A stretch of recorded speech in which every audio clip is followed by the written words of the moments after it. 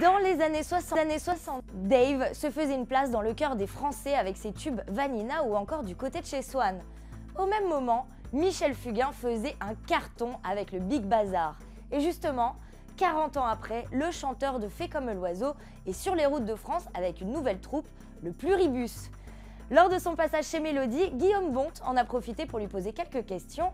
On regarde ça tout de suite. En ce moment, l'actualité, c'est une tournée avec une version de Pluribus qui a existé, bien sûr, et qu'on appelle maintenant Pluribus 2.0, c'est-à-dire on n'est plus 12, mais on est 7.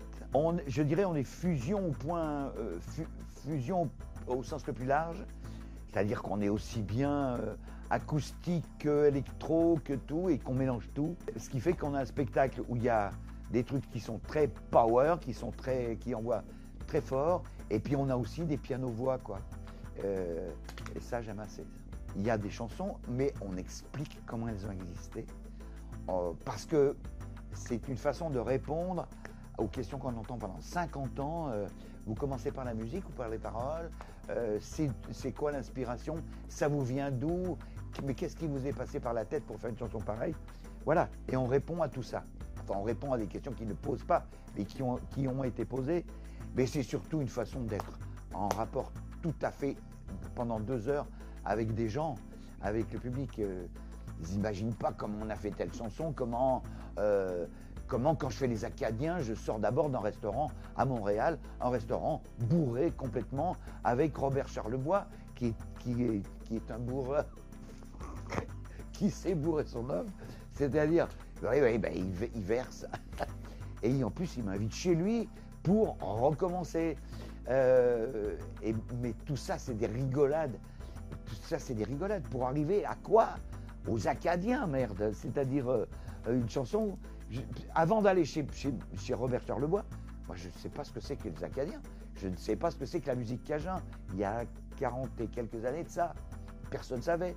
Quand j'ai fait une chanson à les Acadiens, le mec, la première chose qu'on m'a dit, c'est quoi les Acadiens? Eh bien, regardez dans votre dictionnaire. Et d'un coup, les gens sont allés voir dans leur dictionnaire. Maintenant, tout le monde sait ce que c'est que les Acadiens. Si on sert à ça, c'est déjà pas si mal. J'ai dit, ce qu'on pourrait faire, c'est faire un truc autour des chansons.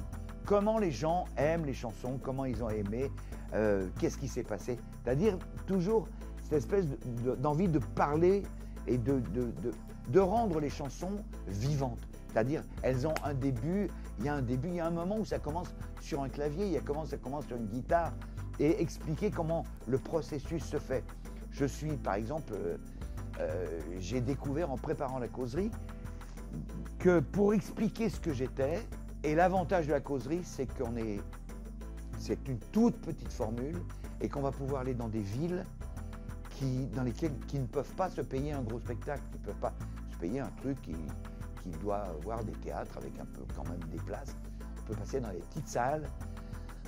C'est en plus régalant parce qu'on va arriver dans des villes où on va pratiquement jamais, quoi. Et ça me plaît beaucoup. Ne serait-ce que le morcellement des fréquences, radio et télé, fait qu'un môme qui écoute Skyrock, je dis n'importe quoi, n'écoutera jamais quelque chose qui est plus généraliste, un truc qui est plus généraliste. Alors que pour devenir un chanteur populaire, et il n'y en a rien de péjoratif, c'est-à-dire chanteur d'un peuple, il faut qu'il soit connu par des gens de 7 ans à 77 ans, et qu'actuellement on a surtout des sectes, quoi, de la secte de telle fréquence, secte de telle fréquence. Je pense ça en rigolant quand je réponds à un journaliste. Sauf que le journaliste, il ne met pas les lol et les smileys. Je suis même allé plus loin. J'ai dit, oui, un jour, on va se retrouver avec plus de chanteurs que de plombiers. Il y a forcément des lol et des smileys derrière, d'accord? Parce que c'est pas vrai. Mais ce que je sous-entends dans ce genre de truc, ça ne correspond pas aux artistes. Les artistes, c'est leur merde. Ils vont avoir à faire le métier. C'est pas facile. J'ai dit que c'était pas facile. Mais ce qui n'est pas facile non plus, c'est d'être de la chair à canon dans un outil qui n'est là que pour faire de l'argent. J'en ai connu plein, moi, ces derniers temps, de jeunes mecs qui sont sortis de The Voice ou de je sais pas quoi, parce que je ne les regarde pas, ces émissions-là. Je sais trop à quoi ça sert.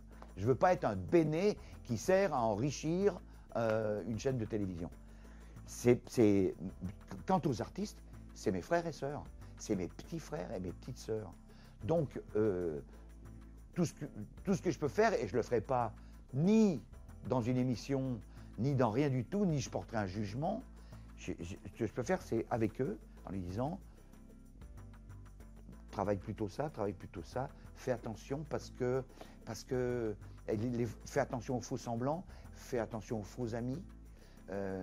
C'est ça, j'ai envie de leur donner des conseils de professionnels à futurs professionnels. Mais le système même du télécrochet, quel qu'il soit, je dis, c'est un piège à con. C'est un piège à con pour faire des sous.